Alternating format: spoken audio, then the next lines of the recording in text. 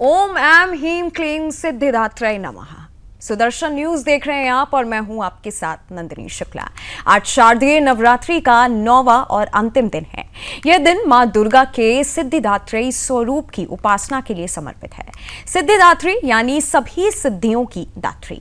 मां का यह स्वरूप भक्तों को चमत्कारिक शक्तियां और जीवन में हर प्रकार की सफलता प्रदान करता है।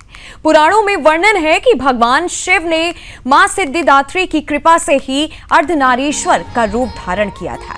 मां सिद्धिदात्री कमल पर विराजमान रहती हैं। उनके 4 हाथ हैं, एक हाथ में गदा, दूसरे में चक्र, तीसरे में शंख और चौथे में कमल है। मां का वाहन सिंह है और उनकी उपासना से भक्त को नवों सिद्धियों का लाभ प्राप्त होता है। आज देश भर में आस्था का अद्भुत माहौल है। मंदिरों में श्रद्धालुओं की भीड़ उमड़ी हुई है। जगह जगह हवन और कन्या पूजन का आयोजन हो रहा है।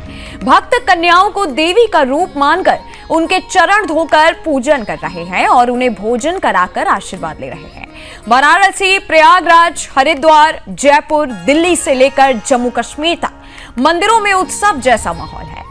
ढोल नगाड़ों की गूंज, जय माता दी के जयकारे और भक्त गीतों से वातावरण देवीमय हो गया है। महानवमी का दिन शक्ति साधना का दिन माना जाता है। इस दिन मां सिद्धिदात्री की उपासना से भक्त को जीवन की हर बाधाओं से मुक्ति मिलती है, साथ ही उसे आध्यात्मिक सिद्धियां भी प्राप्त होती हैं। आज हम सब मां सिद्धिदात्री से यही प्रार्थना करते हैं कि हर घर में सुख, शांति और समृद्धि का वास हो और मां अपने सभी भक्तों पर कृपा बनाए रखें। मां सिद्धिदात्री के इस पावन दिन पर हम यहां कामना करते हैं कि मां का आशीर्वाद आप सभी के जीवन में सुख, शांति और समृद्धि लाए। नवरात्रि नवमी की आप सभी को हार्दिक शुभकामनाएं। और जो तस्वीरें आपके सामने आप देख सकते हैं कि किस तरीके से देश के कोने कोने में नवरात्रि के 9वें दिन यानी कि नवमी की धूम है।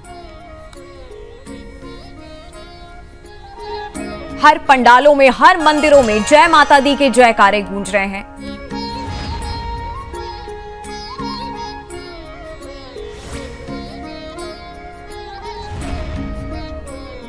और ये 3 तस्वीरें हम आपको दिखा रहे हैं हरिद्वार से, अयोध्या से और छतरपुर मंदिर दिल्ली से। पहली तस्वीर उत्तराखंड के हरिद्वार से है।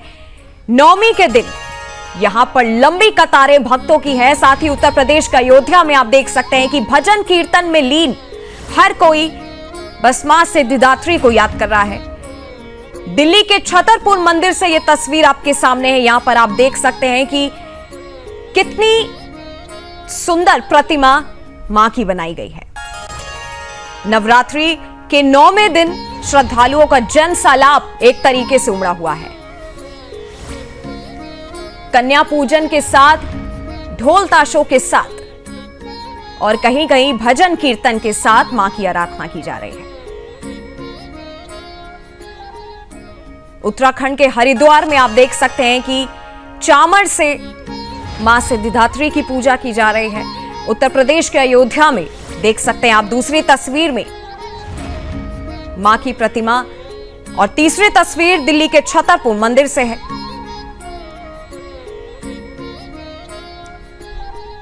सिद्धिदात्री माता की आराधना में आज हर श्रद्धालु लीन है।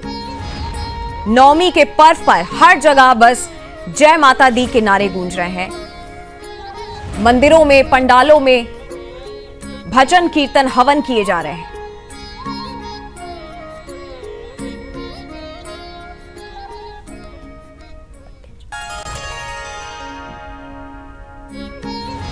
और इसी पर हमारे साथ जुड़े हुए हैं रजनीकांत श्रीवास्तव, ज्योतिषाचार्य, और साथ ही विजय रणधीरे जुड़े हैं पुणे से हमारे संवाददाता। सबसे पहले और बहुत बहुत स्वागत है। और उससे पहले एक बार और हम आपको ये 3 तस्वीर दिखाते हैं।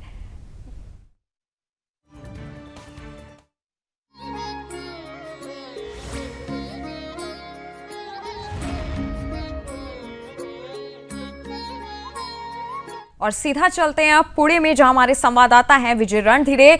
विजय जी, क्या वहां पे नवमी के दिन का उत्साह देखने आपको मिल रहा है? श्रद्धालुओं में कैसा माहौल है आज के दिन? आज का नवमी के दिन आज पुणे में बहुत सारा उत्सव यहाँ पे दिखाई दे रहा है। विविध जो जगह है वहाँ पे अलग अलग जगहों पे जो कन्या पूजन होगा और कुछ धार्मिक जो कार्यक्रम है यहाँ पे होने जा रहे हैं। हमारे साथ यहाँ की जो रणरागिनी महिला विचार मंच है पुणे की, वो भी हमारे साथ खड़े हैं, तो उनसे भी बातचीत करेंगे कि कैसे किस तरह से उन्होंने आज का आयोजन किया है। आज महानवमी है और इस नवरात्रि के पर्व में माता की जो पूजा होती है, माता का जो जागरण होता है, तो आज महानवमी के दिन हमारे यहाँ पे भी सुबह से महिलाओं की भीड़ उमड़ी थी। माता की झोली भरने के लिए, माता को चढ़ावा चढ़ाने के लिए बहुत सी महिलाओं ने यहाँ पे हाजिरी लगाई है और मैया का पूजन किया है। महानवमी के दिन भी और कल दुर्गाष्टमी के दिन भी हमारे यहाँ पे कन्याओं का पूजन हुआ है। सारी कन्याएं बहुत ही मतलब खुशी के साथ अपना पूजन करवा रही थी और हमारे सनातन धर्म का ये एक बहुत बड़ा गौरवशाली दिन होता है और इसी दिन हमारे यहाँ पे बहुत सारे कन्याओं का पूजन होता है, क्योंकि सनातन धर्म में हमारी लड़कियों को, महिलाओं को माता का दर्जा दिया जाता है, देवी माँ के रूप में उसको देखा जाता है, पूजा जाता है। इसी तरह से हमने भी यहाँ पे बहुत सारी छोटी कन्याओं का पूजन किया, उनको प्रसाद, खाना, ये सब हमने प्रोवाइड किया कल यहाँ पे। और सारी बच्चियां, क्योंकि सनातन धर्म में हमारी बेटी जब जन्म लेती है तो हम बोलते हैं कि पहली बेटी धन की पेटी आ गई है, लेकिन अगर बाकी मजहब में अगर आप देखोगे तो बच्ची, महिला, लड़की, इसका उपयोग सिर्फ उनका वंश बढ़ाने के लिए किया जाता है, लेकिन हमारे सनातन धर्म में हर एक बच्ची को पूजा जाता है, देवी माता का दर्जा दिया जाता है।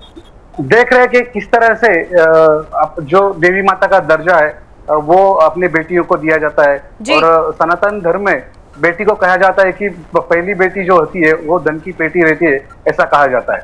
जी, और विजय जी आपके पास आएंगे और सबसे पहले आपको बता दूं कि हमारे साथ जुड़ चुके हैं रजनीकांत श्रीवास्तव, ज्योतिषाचार्य जी।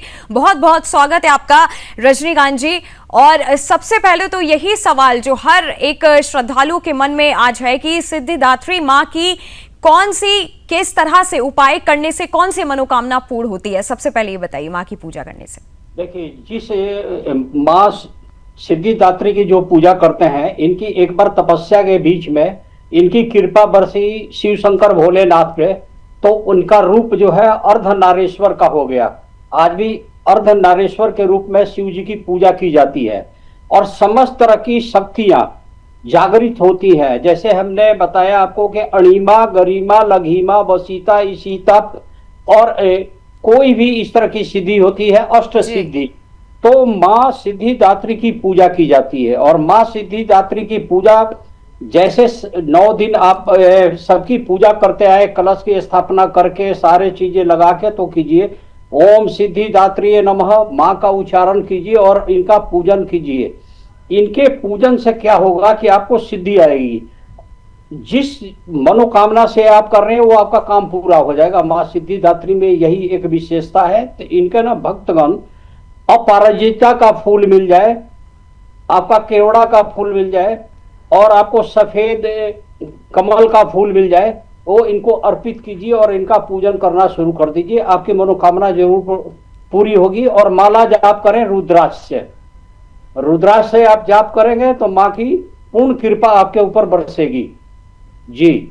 जी, और सीधा चलते हैं विजय जी के पास। विजय जी, किस तरीके से वहां पे आज के दिन, नवमी के दिन पूजा अर्चना हो रही है मंदिर में? मैं चाहूंगी एक बार आप उसका विश्लेषण दें और एक बार दिखा भी दें कि किस तरीके से भक्त वहां पे पूजा अर्चना कर रहे हैं। देख रहे हैं कि किस तरह से जो महिला रणरागिनी विचार मंच है उनके माध्यम से यहाँ पे आज नवमी के दिन यहाँ पे पूजा अर्चना की जा रही है और यहाँ पे बहुत सारे भक्त भी आ रहे हैं। सुबह से ही जो महिला करके, खास करके वो यहाँ पे आके जो पूजा अर्चना की जा रही है।